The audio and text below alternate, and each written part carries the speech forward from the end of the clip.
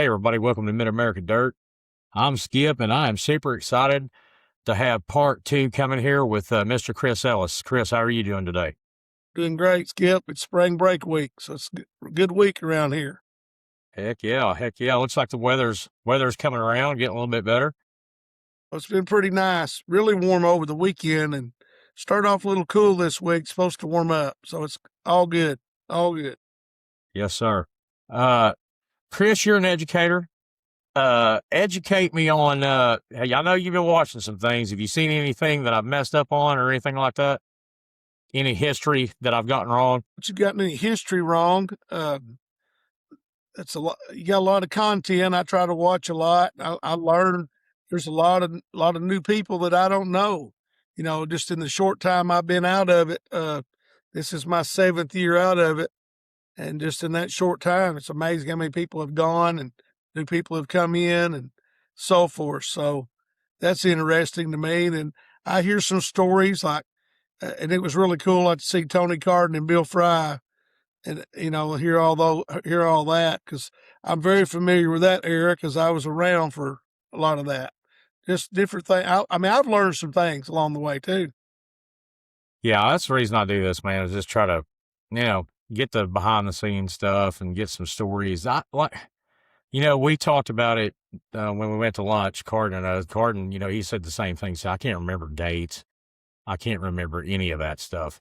And I said, man, I'm the same way. I mean, I can't. And I run into a lot of that. There's only a few people that seem to be able to recall stuff. You're one of those people. You and Bill Fry. Bill Fry does a pretty good job of recalling, that stuff from back then. But it's tough. I mean, like back when I was watching Carden, I just remember that black number 7. And what do you know what I told him? Running around, out there like they kind of just come from a Leonard Skinner concert. You know what I mean? Well, I heard Fry mention about Rolling Nicks and having that car. So, see, I lived in DeQueen, and it's only 22 miles from Broken Bow, and that's where Rolling Nicks was from and lived, and had his, he built racing motors, and that's where Terry Panel's from. If you ever heard of Terry Panel, that's owned late models throughout the years and sponsored Jack Sullivan last I knew, and that's just 20 miles down the road from DeQueen. So I was in that part of the world, but I actually knew Rolling Nicks from racing before I moved down there. Okay. Man, Broken Bow, that's down there in the middle of nowhere. Yeah, That's down there by that KMS Speedway down there. There's a big, it's a big vacation spot now. It's called Hochatown, Oklahoma. It's got 2 lakes and lots of cabins, a casino, and lots of people go down there now in that part of the world, which, I moved from down there. It's hard to believe 24 years ago, but I was there 95 to 02, and you'd have never dreamed it was going to be that. And that's when I worked at Southwest Arkansas Speedway, or Nashville/Murfreesboro, whichever one you want to call it.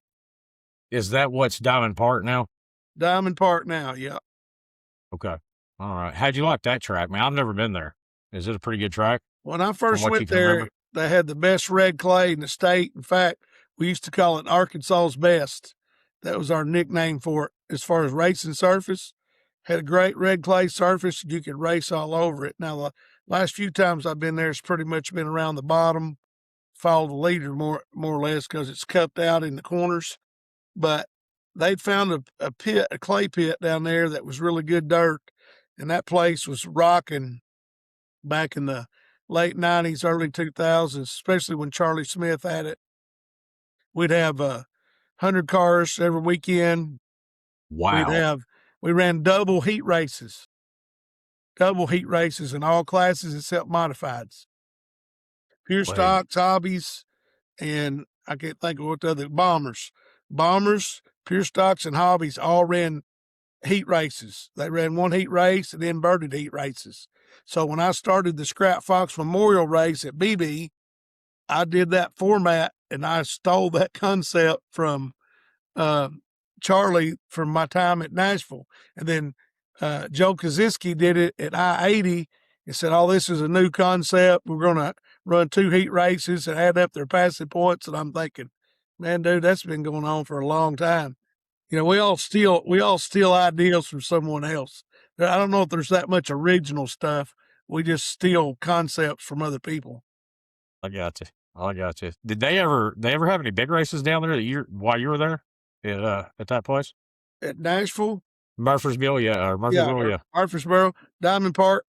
Yeah, we had ASCS once a year, and in fact, it's the first time I got to flag ASCS because they had a big guy named Will that was their flagman, and he couldn't come, and Emmett Hahn came and asked me to flag the sprint car show too, because normally they brought their own flagman.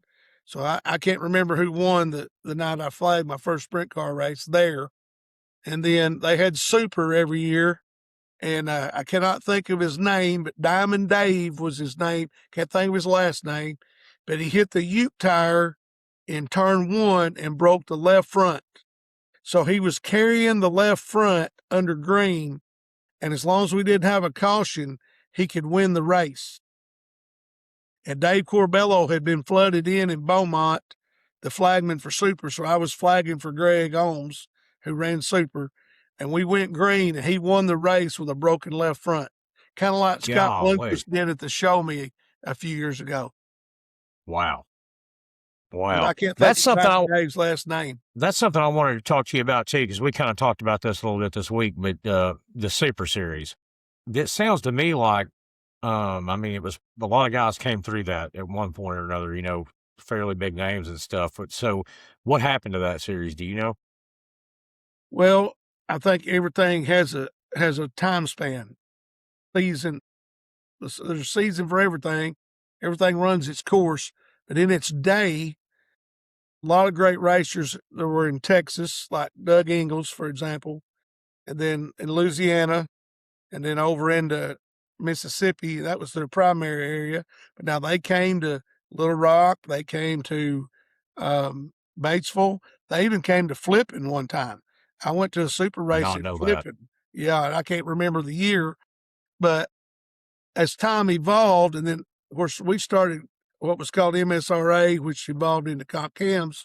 We were competing in the same territory, but my whole concept had been I wanted us to have super late models, not spec engines, not crates. I wanted to have super late models with the same set of rules all over the country, like a universal set of rules. That was where we were trying to get to, and the 12-inch spoiler became such a huge advantage because when they juiced up the spec motors to give them more horsepower, you couldn't touch them with a 12-inch blade, as I call them. So I'll give you an example. One night, picking a Bill Fry, one night at I-30, we'd finished our last show at I-30 was in August, first week of August that year, and Wendell had won, and Bill was second, and Jack was third. Well, fast forward till October, and Super was in town, and Bill and Wendell were both in the show, that show too, and Kenny Merchant half tracked them with a 12-inch spoiler, and they both came to me standing over Wow. there in the pits after the races and said, "Whatever you do, don't ever allow a 12-inch spoiler." And I said, "Well, you don't have to worry about that because I don't believe in that." Now, as I've said before on your show, maybe that might have been the wrong approach in hindsight because it may have eliminated some people from racing late models. Maybe we should have been more not flexible in our races, but maybe cultivated an area for them to run those where we'd have a more, you know, carpool to pick from because late models in Texas are just about gone. Late models in Louisiana are just about Yeah. gone. I think Rob Litton kept a series going down there up until last year, maybe, and it's just faded away when the spec engine and the 12-inch spoiler went away. It kind of faded away. But I mean, who knew? It may have done that anyway because, the rising cost and the technology and the shocks and wide bore engines. And, I always laugh because they say, oh, the tire costs are going to kill us. But a $40,000 engine doesn't kill them. I heard you talking to John. John's a good buddy of mine the other day. He's talking Yeah. about all of his engines. Well, how many tires can you buy for all those engines he's got? And I always laugh at that. Racers, man, the tire costs are just eating us up. Hoosiers making a killing. Well, I mean, I'm all for Clements and all them guys, what kind of living are they making? Yeah, yeah, no joke, no joke. But I mean, they said that, like John said, he said that you couldn't you couldn't use that car. Like even if that series is still around, you'd have to have a car just for that specific series. You could not do anything else with it, basically. And Well, I guess my question for you is like the 12-inch spoiler. So why didn't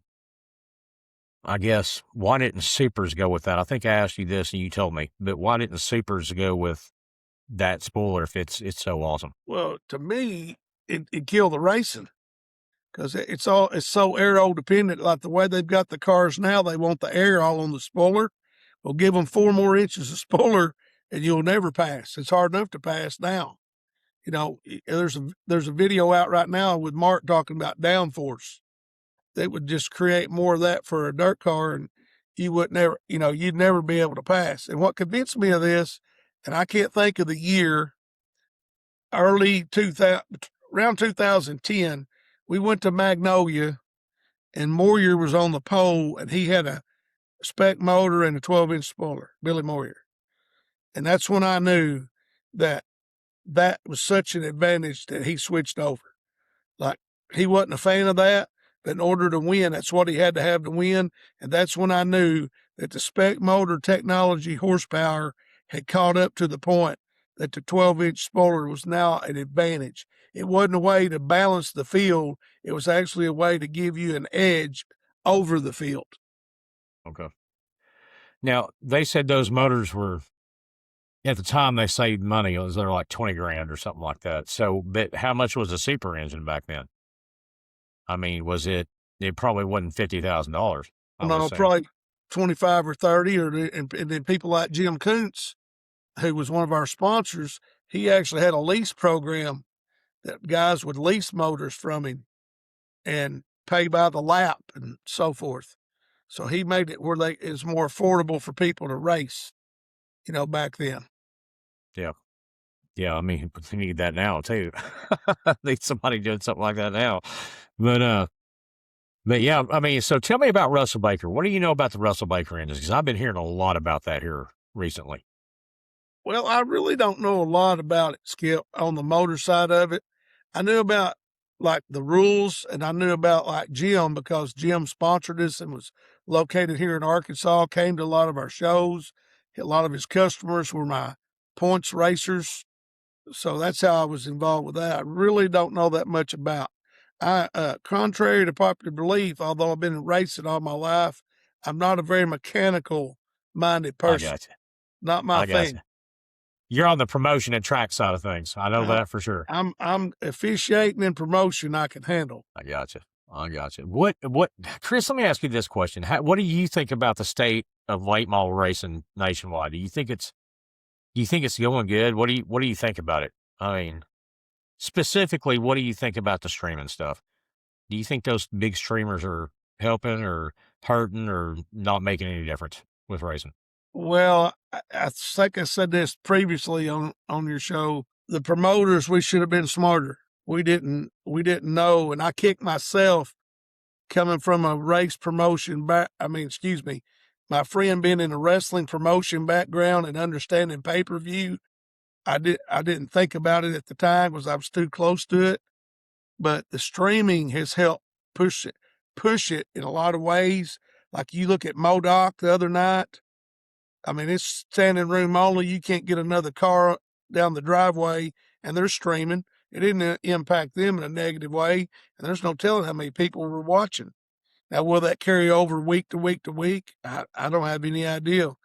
But the promoters should have been getting a bigger piece of the pie on the front end, and they didn't. And I give Michael credit. I've given Michael Rigsby credit and Ben Shelton credit and Dustin, James. Those guys do a wonderful job. I believe in capitalism. I live in America. It's free enterprise. They were smart enough to figure it out and capitalize on Sure. it. Good for them. Good for them. But the promoters missed an opportunity because you think about it. Major League Baseball, NFL football, the TV contract is what they get all their money from. That's how they fund all their stuff. There's a reason they're paying for the content. And in racing, we produced all the content, did all the work. They put it on one camera with a announcer and collected money for our content.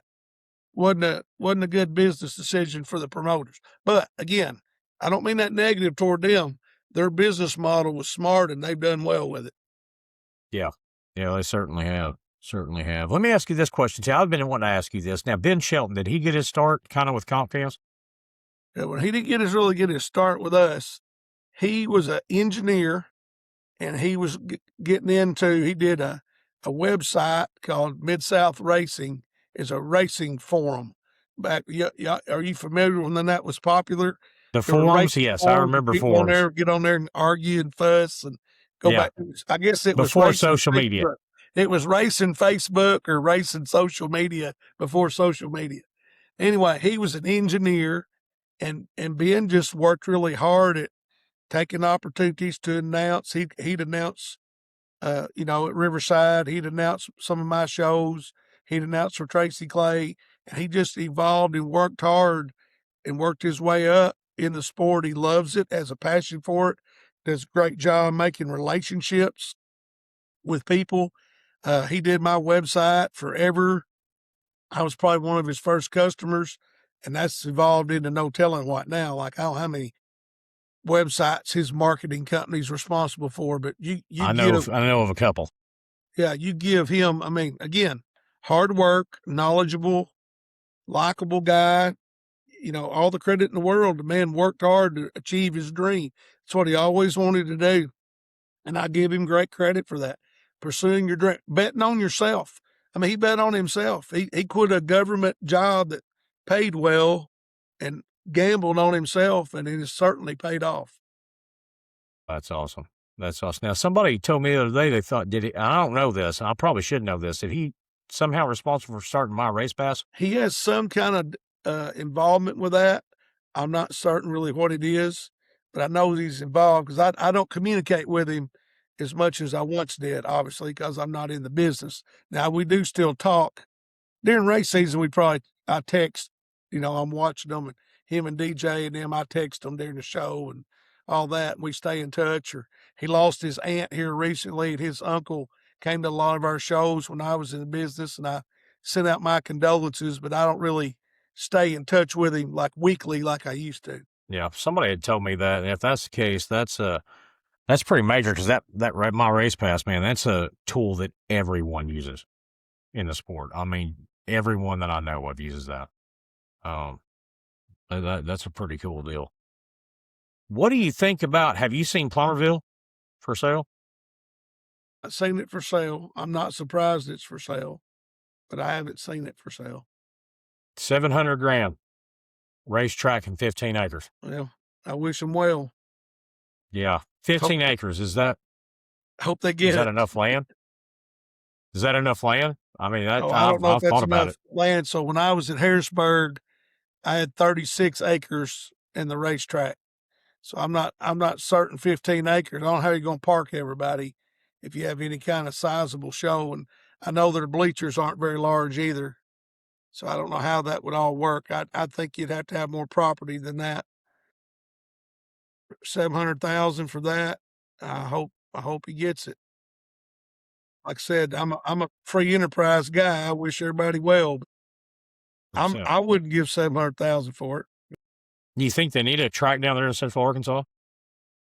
I mean, you think there's a big need for it? I mean, I would think that would be a spot to have somewhere down in there around I-40, 30, somewhere down there. You need a track at Central Arkansas, but it needs to be either between Conway and Little Rock and Lone Oak, somewhere in there, like maybe between Benton and Malvern, like another I-30 type place, because a lot of racers quit racing That's what I heard. when they closed down I-30, which I predicted, because it's they don't want to drive all the way to Batesville, don't want to drive all the way to Nashville or Texarkana or wherever. And if you had a place they could go on Saturday night, and it's your largest population base in the state outside of Northwest Arkansas. Yeah. And it it would cultivate race fans quicker because you'd have more of a volume. Like at Batesville, counting Southside and Batesville, there's 20,000 people here.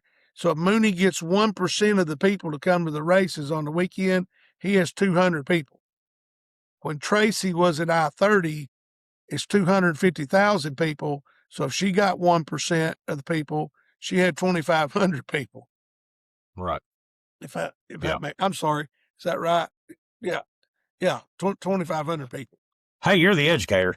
Don't ask me. I just make sure my math was correct. She could have a crowd and not even like just have a weekly show and have a $5 night or whatever. And she used to do that.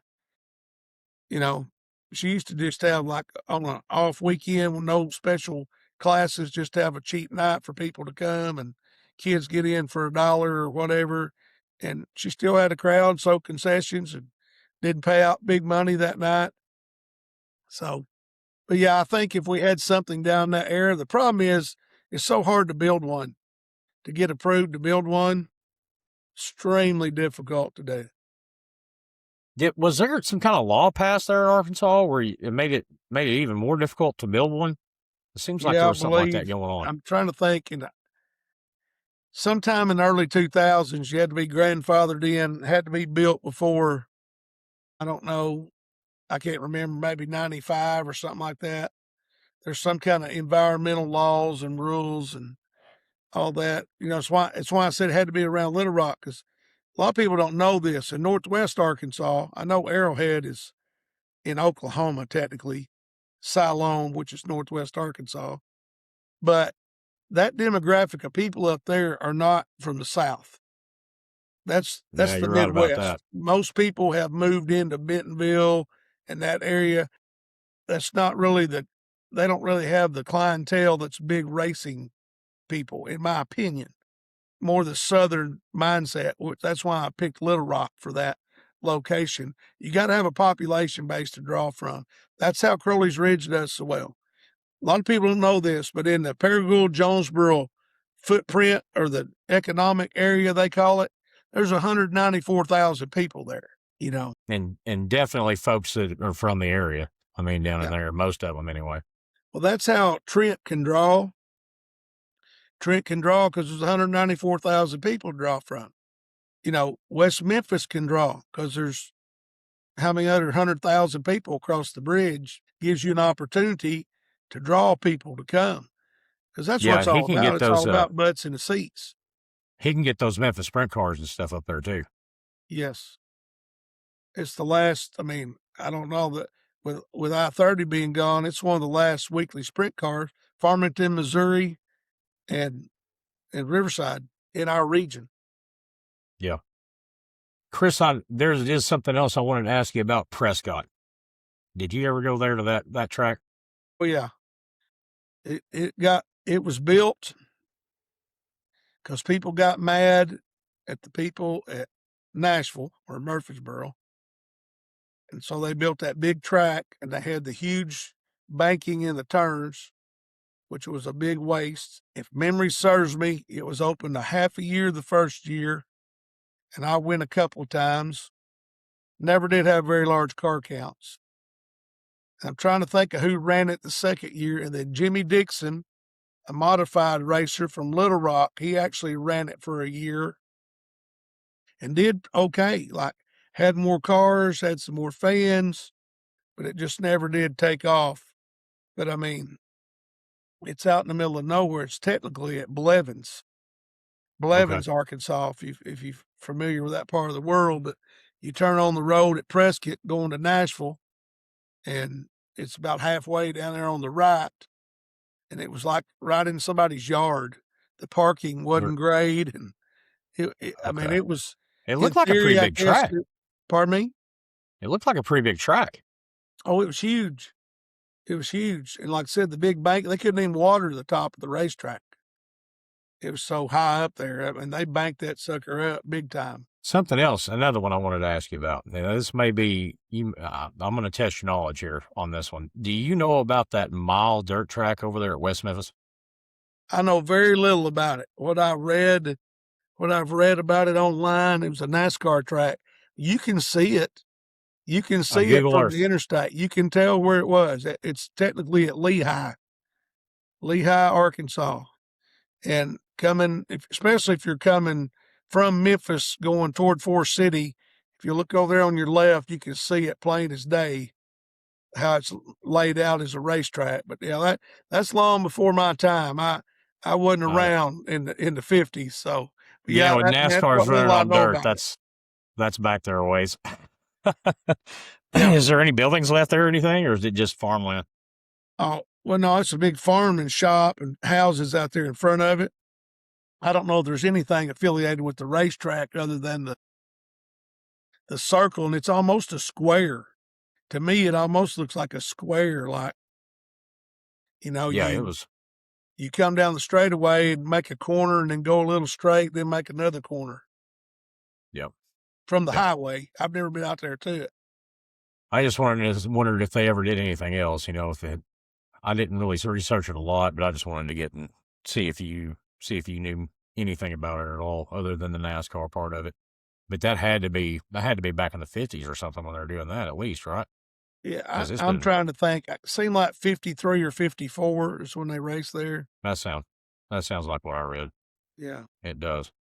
Um, Besides I-30, Chris, is there another track shut down in Arkansas that you know you think was a bad? I mean, they're all bad, but I know I-30 was probably the worst shutdown. Is there another track in Arkansas that you can think of that really needed that track, or it was a good track? Well, if you're familiar with the track at Monticello, I'm not. so okay, so the Monticello has a great facility. Look very similar to West Plains in its layout, and the walls and the fencing look very similar to West Plains. Put on some really good shows.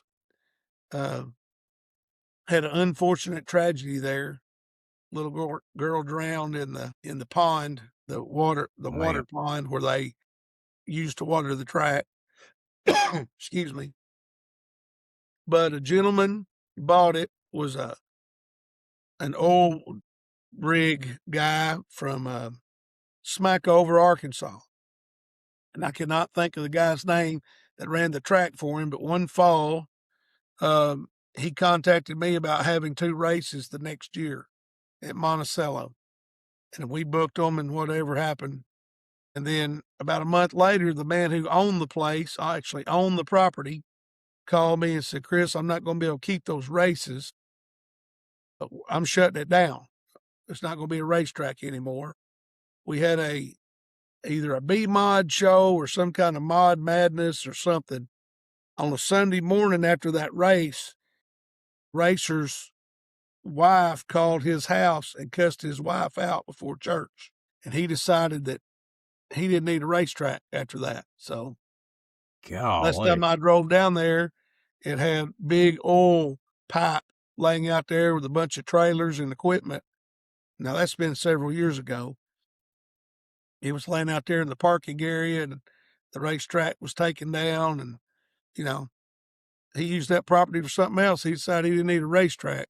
So I've told that story before and trying to tell people, don't be negative about your racetrack. Support your racetrack.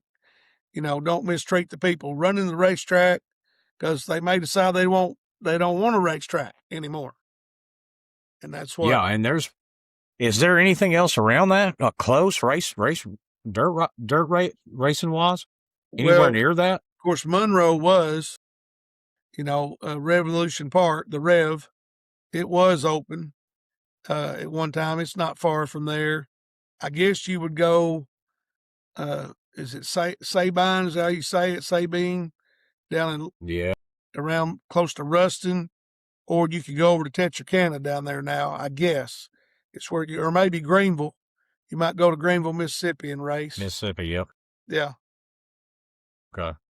But I mean, it seems like maybe then that would be a good spot for one down in there. It was a really nice facility. We raced And there so a handful of times. nothing's left of it. Last time I saw it was just all that equipment was parked out there. So I don't really recall. I haven't been back down through there. I hadn't had a reason to travel down through there because you go through there going to Sterlington. Uh, Jerry Hobson built a racetrack at Sterlington that was open for 3 years, and we put on shows there. It was a little bitty track. Uh, then he closed it down. It was built right behind his business shop there, Sterlington, southwest of Bastrop. Okay. And what kind of, when you say a show, are you talking about late models? Yeah, we ran comp cam Comp shows cams? there, and Oh, okay. Super ran there too. I think Greg ran some shows for Super there too. Okay. Back to that Super thing. You know who started that? Donald Watson. Donald Watson was a racer. He started Super, and Greg Holmes, his son-in-law, ran it for a long, long time. I can't remember how long. And then, of course, my friend Dave Corbello was the flagman for years and years.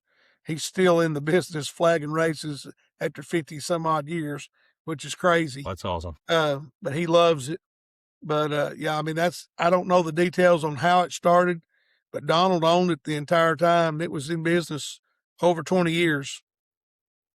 Yeah. Which, Now, is that the same thing as the Supra? Is that what people call the Supra? yeah, SUPR, Okay. Southern United Professional Racers is what it Racing. stood for. Okay. All right. Now, SUPR. I know Carden, when I interviewed him, he was I think he was a rookie of the year. No, he won it, I guess, one year in, gosh, 80 something or other. So yeah, it had to be around for, I think, quite a while. Is it based out of Baton Rouge or somewhere down there? It was, yep, based out of Baton Rouge. That's where Greg lives. As far as I know, he still lives there. Yeah, Tony Carden was So, hard to beat in Louisiana back in the day. And there were yeah. some racers down there. I mean, Merchant was down there, Doug Ingles down there, Ronnie Adams, just to name 2 or 3. There were some good racers in that part of the country. Yeah, I don't know if I ever remember them coming up, when I was watching in like West Plains and stuff. Did they ever come up to West Plains a lot or Batesville a lot? Doug did.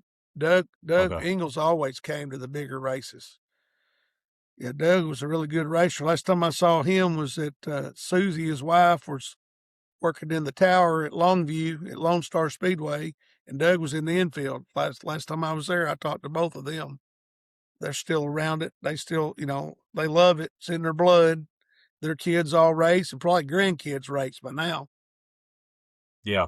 I've talked to his son before and about maybe coming on the show and maybe getting Doug on the show because I know a lot of people wanted me to get him on here and talk to him. And If you get Doug on here and like Mr. Inman, the famous D7s, I call him, what a great guy. One of my favorite people. I got one of my biggest regrets, Skip, is I've been in victory lane with every legendary racer you can name in my flagging career. And one of the few pictures I do have a picture of me and Mr. Inman at Greenville. And like, I wish I could go back and like all them guys, especially like now that Scott's gone, I flagged like four topless races he won. And don't have one photo with him. I regret that so much because I've been around all these guys. there's probably some out there, aren't there? Or were you just not down there? No, I just wasn't down there because my theory was, I did it 30 years, and my theory always was they don't want to see my face on their wall. Like they want to see their pit crew and their wife and kids. And they don't care who the flagman was. And when I'm not in uniform and I'm out somewhere else, sometimes they don't even realize I was there. They don't even know it was me, and that's okay. I mean, that's fine. It's not my role, but for me personally, I wish I had saved all of those. And my last thing, and I'm gonna say this on here, so if anybody watches, maybe the 7 or 8 people that watch me on this interview will help me multiply this. But my goal right now, I've reached out to Kenny Wallace and to Mark Martin on social media. We got to figure out a way to get Larry Phillips in the NASCAR Hall of Fame. We got to start a grassroots push to get Larry Phillips in the Hall of Fame. He's the greatest racer of our region. all the great racers of our region will tip their hat to Larry Phillips, Art, 100%. Kenny Wallace, Rusty Wallace, Bill Fry. They'll all tell you, Larry, I mean, he deserves that. I only got to meet him one time. I flagged races he was in, but I got to meet him personally one time, and I'd give anything for Terry to be able to get to do that for his dad, because, I mean, he impacted this region greatly, and to win 38 out of 40 races one year, I mean, Yeah. that's insane. The fact you won 38 out of 40, and that's coming off a year where he won like 34 out of 40. You know, Yeah. and back in those days, the point leaders started at the back every night. So you had to pass all those people. Now, the first time I saw him race was in Bolivar, Missouri. I got to see him race, and he won on the last lap pass. I was like 9 years old. My dad's buddy ran the electric co-op in Mount Vernon, Missouri, and we were there visiting for a weekend. And he took me. He said, "I want to take y'all to see the best racer I've ever seen," and he took us to see Larry Phillips. That's awesome. That's awesome. Yeah, I know those guys. And you're talking about dirt, I guess. I never got to see him race pavement. Now, I watched him up at, when Terry was starting out, I guess. I watched him up at West Plains. I've seen him race up there. I've seen that white and blue 75. So I did have the honor of seeing that guy race. Never met him, but saw him race. Don't know, never saw pavement racing, anywhere. You're right. Everybody I've talked to, the legends, the Hall of Famers, all talk about Terry or Larry Phillips. 100%. Brendan Willer's got some really good footage on his YouTube channel of Larry racing asphalt. It's really good. Now I've watched some of his dirt stuff that he's got on his channel. I've watched some of that older dirt stuff. It is neat. It is neat to see that. Well, my only interaction with him on a personal level, this is a good story.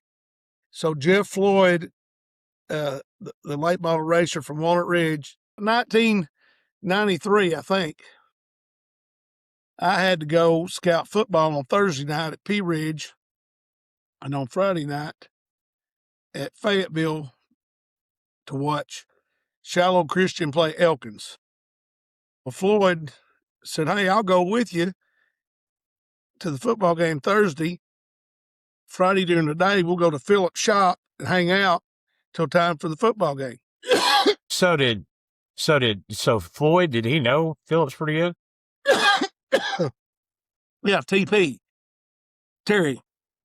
Terry, I got you. Floyd and Terry raced against each other, and they were friends. So we go up and we pull in the compound there, and we go in Terry's shop where the dirt late balls are. And he asked Floyd, "You want to go over to Dad's shop and see one of these Winston Cup cars? These, whatever they called them." So I don't know jack about cars. We go over to that shop, and I just lean up on the bench. Like you walk in the door and there's a bench. I'm just leaned up there, and they go around. They're looking at the car. I mean, I don't know steering wheel from the axle. I mean, it don't matter to me. I'm on the promotion and flagging side. They duck down behind the car. About that time, the door opens, and there's Larry Phillips. I mean, I know who he is. He doesn't know me from Adam. Yeah. He did not handle that very well. He wanted to know what the crap I was doing in his shop. And no joke. Oh, yeah. Yeah. And then Terry and Fireball stood up and said, "That's the flagman from Batesville, Dad," or whatever he said to him. And anyway, he got my butt out of the crack. But Terry and I have laughed about that over the years. Huh. Well, I heard he could, always heard stories, it could be pretty gruff or something like that. You know what I mean? Well, he was an intense competitor, very good at his craft, took it serious. I don't blame him. When I look back on that and think, here's a guy you've never seen in your life standing in your shop. How did I even get in there? The door was assumed locked. I guess Terry opened it. Well, me and TP have laughed about that over the years, but that was my only personal interaction with Larry. But I mean, he was somebody I admired greatly and had a lot of respect for because he was just unbelievable, Yeah. Yeah. But I would 100% do agree any. with you I on mean, on I that don't Hall of have Fame any. thing. I don't have any like power to help do that other than word of mouth, recruiting, or whatever. Get some information out there to help make that happen because he deserves it. I mean, he earned that right, and it's like every year people get voted in, then more people become like, you know, eligible or whatever you call it, and there's a lot of East Coast bias. You know, those Northeastern mod racers, because like people like Mike Joy, he's from the Northeast, and they didn't see this man race, be it asphalt Right. or dirt. And I mean, like you say, Mark Martin, Kenny Wallace, Rusty Wallace, they'll all tell you the same thing. Yep. Yep. 100%. I'll clip that up and make a clip out of that, and we'll share the fire out of it. Yeah, sorry, I'm just coughing, and I'm messing it all up. But I hear you. I mean, a lot of people know. I'll leave this on. I've been sick for a week or more. I mean, it's been tough on me, man. You can tell by how red my face is. It's just not going very good. And I don't know if I'm well, going to pull out of it, but I hope you get to feeling better and get well. it's a big weekend coming up. I'm going to have to because the series that you started is over here at Arrowhead this weekend for a 2-day show, and it could be a really big one. Could be I a hope really big one.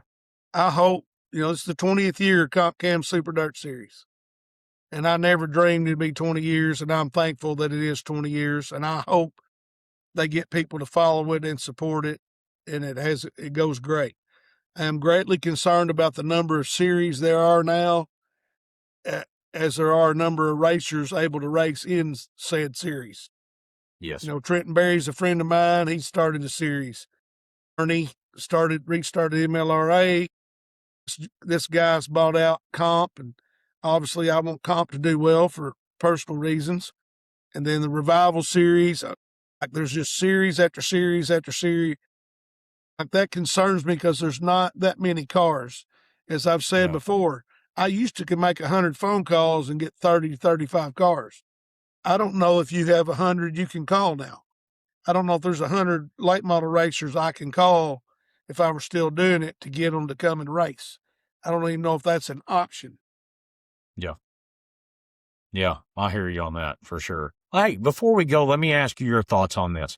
What's your thought on crate late model racing? Well, as I've said before, I'm a super fan. I wanted to have open late models. That's personal preference. Then number two, when I was involved with Comp, they weren't really wanting crate late models. That wasn't something that they were a fan of. They didn't want to have a crate. They wanted open late models for obvious reasons. It's better for their business. So that was kind of where my stance was on that. If it keeps late models going, great. I mean, I don't know that the racing, we had the Isle of Capri series here for crates at Batesville one year, and it was okay, but the racing's not that great. Of course, people are going to cheat the motors. You got to deal with all that. And actually, Mike Vaughn and Charles Roberts came to visit me.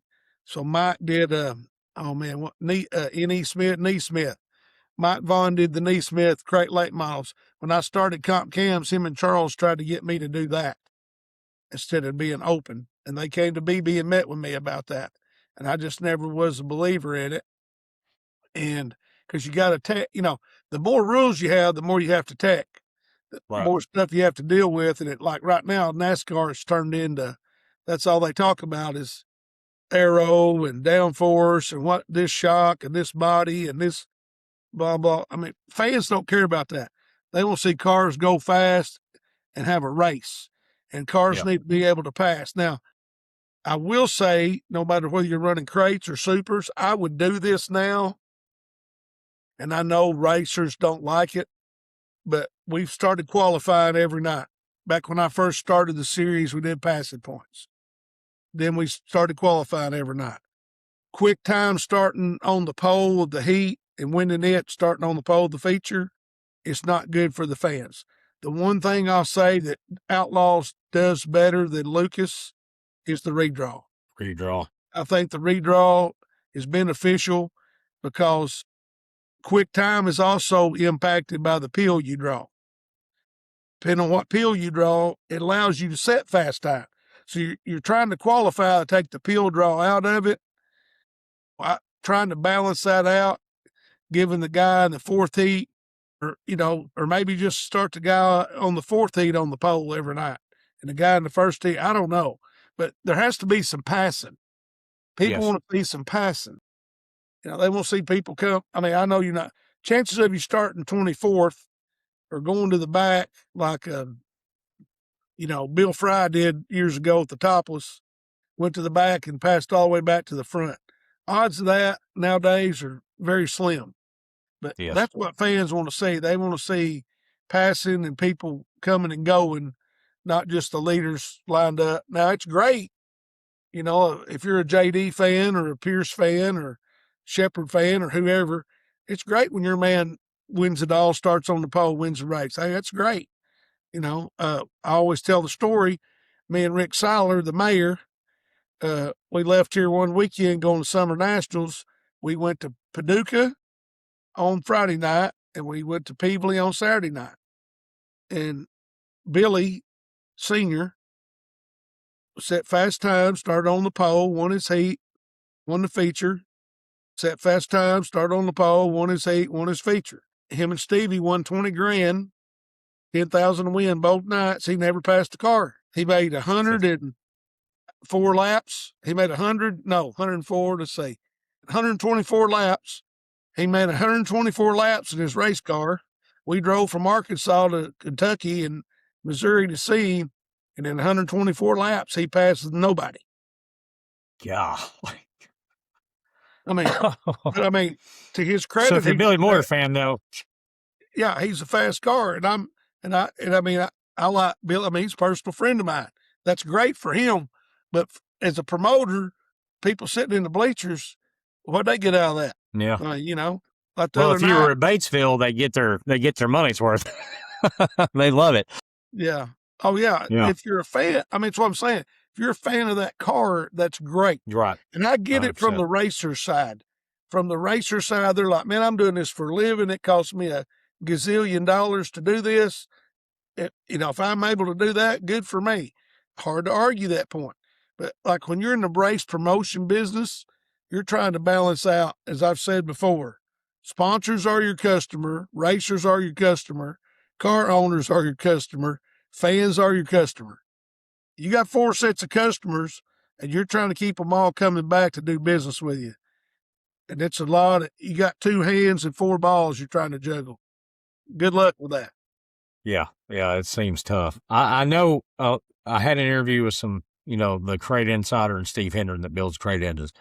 A lot of, how the prices are going up or whatever, and a lot of negative comments, but I was still sitting there thinking it's still a cheaper way for a guy to get into a late model than, because the supers are 50, 60 grand. So I mean, if you're coming in under 20 grand, that's $40,000 savings to get into a late model right off the bat. I mean, that's still big, and it's still late model. I love late models.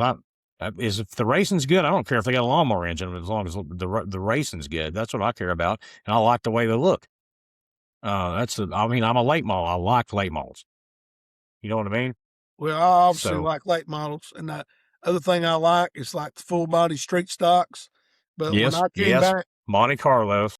oh yeah, when I came back to Northeast Arkansas from being in the Arklatex area, I brought the factory stock rules from down there back up here because Gene Border.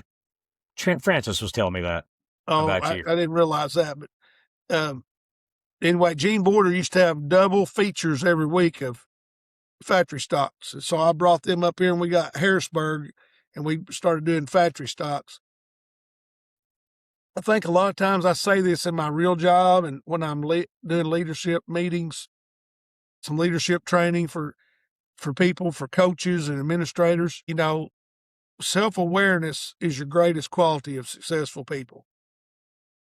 And when people talk about it costs too much money to race a late model, one thing I would say is they probably don't need to be racing a late model. You probably need to go race something that's more affordable. I don't mean that hateful. I'm glad they race late model. I want them to race late models. because I like it. But if it's that big of a struggle and you know, it's not like there's another level to go to. That's the level. That's the level people want to be at. I mean, Right. you got the Todd Staley's deal, modifieds, USMTS. That's the highest level. So you could argue that they're equally high level, as far as money and opportunities. But there's not anywhere else to go. So if it's that big of a struggle, go back and do something. Run a street stock, run a factory stock. Don't travel as much. Have an open trailer or have a small bumper pull trailer that you can stay at a Holiday Inn Express and instead of in a toter home. And I mean, Yeah. Which don't should forget, actually be good for the sport, that for kids and stuff to see them cars going up and down the road, in my opinion. great advertisement to see the race cars on the back of a trailer, which we don't I do love anymore. seeing them when I was a kid. You're probably the same way. When you're rolling down the road and you see a race car on the back of that trailer, man, get you worked up. Where's Well, that yeah. going? Well, you remember going up to the bleachers and looking over toward the pit gate back in the day before I was old enough to go to the pits or could afford to, sitting up there and watching the cars come in and Who's seeing coming who in? all was going to be Yeah. there that weekend. Yeah. Boy, that so and so's here this weekend, or man, who is that? That's a cool looking car. Who's that guy? 100%. You just had those experiences that we don't get anymore because we don't. But sometimes bigger and more expensive isn't always better. Right. Well, and you're just talking about street stocks. Even those things are getting, I mean, you got to be doing pretty good to get one of them. But yeah, I mean, I don't know. Yeah, maybe it always was. Maybe always, you know, Joe Blow down, your neighbor and just anybody could get one. I guess maybe it's probably always been an expensive hobby, right? No matter what the times were, it's just it's going with the times, I guess. I don't well, I know. don't think it's always been that expensive because used to you had home built motors, Yeah. Yeah. you had shocks. You put the right front would be a part off of a Bob truck, 9-inch Ford rear end out of an old truck at the salvage yard. I think technology, again, I go back, I've said this twice on this show, capitalism created this. People saw economic opportunities. Like I'm next door to Larry Shaw. They build race cars 50 yards from where I'm sitting. Well, when I was a kid in the early 1970s going to the Speed Bowl, they didn't build race cars. They built them at their shop or their garage or whatever. Speaking of 1970 Jonesboro Speed Bowl program. Nice. Nice. That is super cool. Yeah. 1971, 1972. That is super cool. Super cool. Yeah, that's pretty Heck neat. yeah. Heck yeah. But yeah, you're right. I mean, and you said this before on the show too, that racers do this themselves a lot of times, trying to get better and better and be better and better and better. Well, one thing that's hurt NASCAR, in my opinion, is they want the cars to drive easier. They want cars to be easier to drive. That's hurt us in dirt racing too.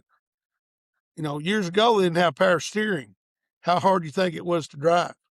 And now, we want traction. The easier they are to drive, the harder they are to drive, then the talent rises to the top. You find out who can drive a race car. But we've built all these devices to make them easier to drive and easier to handle, more traction, hoses down on the ground so there's not air going under the car. It's going over the car to the spoiler and downforce. You go back and look at your old videos of your old NASCAR races or your old dirt races when they had the Camaros, when they were up off the ground. Those cars weren't easy to drive. They were hard to drive. Of course, they say, well, I heard an interview with Mark Martin today, I think it was, and he said used to there was 5 or 6 cars that were, effectively had a good opportunity to win. Now there's 20. Well, it's not because there's that many more talented drivers. It's because the technology's allowed that. Yeah, because they're all the same. Yeah, there aren't that many great drivers. There's not any more great drivers than there were back then, in my opinion.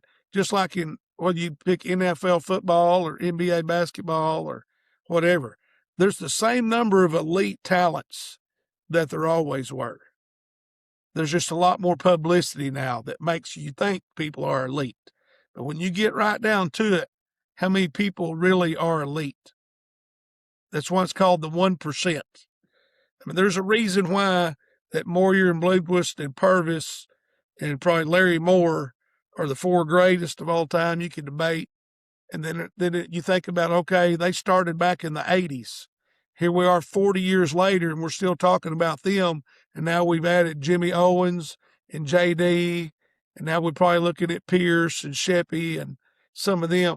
It's taken 40 years to add different names to the mix, because there's great. The word great is overused. 1%. And one of them's still running and winning. I mean, Billy Moyer's still running and winning championships. Yeah, he won one last year. Yeah. He did. And he's going to, apparently from what social media says, he's going to go for it again, which is amazing. That is absolutely amazing. It is amazing for his age. 100%. Well, Chris, I've had you on here for an hour. Wow. I know you've got something coming up tonight, wrestling podcast. If we didn't talk about wrestling in this one, yeah. I mean, I'm going to try to catch your podcast tonight. So tell everybody where they can watch that, and I'll try to get this out there where people can see it. It's called Talking Memphis Wrestling. It's on YouTube. It's on other social, Facebook, at the Talking Memphis Wrestling Facebook page. Anyway, Randy Hales, my good friend who I grew up with in Jonesboro, worked in the Memphis Wrestling office for years. He runs the show. It's his show. And we're going to pay our respects tonight to the late Dennis Condrey of the Midnight Express. If you were a wrestling fan and know anything about tag team wrestling, Midnight Express is one of the top 5, if not the greatest tag team. And I personally think Dennis was the greatest tag team wrestler of all time based on his history of tag teams. But we're going to talk about him tonight on the show. So I was going to say this, feel free to edit out. It's an hour. Nobody wants to hear me for an hour. So feel free to edit out. I call 15 times. So you can listen, Chris, I do this show for me. And I mean, we talk every once in a while, and I love talking to you. You are an absolute wealth of knowledge on racing in our area, and it's fun for me. That's what I care about. I do this show for me. I appreciate the opportunity. I enjoy talking about it. I love it. This is my passion. Always has been. I heard Moon say on his interview with you that if I could do it full time for a living, I would, and I certainly would because I love it. I've always loved it since I was 3 days old. I went to my first one at 3 days old. So wow, I just soon do this as breathe almost, but just don't have the opportunity anymore, and that's okay. Yeah, closing in on the big 6-0. So, well, I'm behind you a little bit, but not by much. So, you got a few years on me, a few years of knowledge. So that's but man, it's fun to talk to you. It really is. I appreciate you coming on here, and anytime. I mean, I love it. I appreciate it. Well, I appreciate you having me, and I sent you a couple of names for people to reach out to again. If there's anytime I can help you or help you reach somebody to help get them on and talk to you, that's great. Yep. All right, Chris, thank you very much, sir. And folks, go check out the podcast, and I'll clip it up, put it on social media. And well, hey, Chris, are there certain days that you do that podcast on? Well, I'm not on there all the time. I'm on there periodically. Okay. I fill in pretty much. It's every Tuesday night from 7 to 9. It's called Talking Memphis Wrestling. And if you're from this region of the country and grew up on Memphis wrestling, you'll like it. Okay. All right. Well, Chris, thank you very much. I appreciate it. And hope you have a good weekend.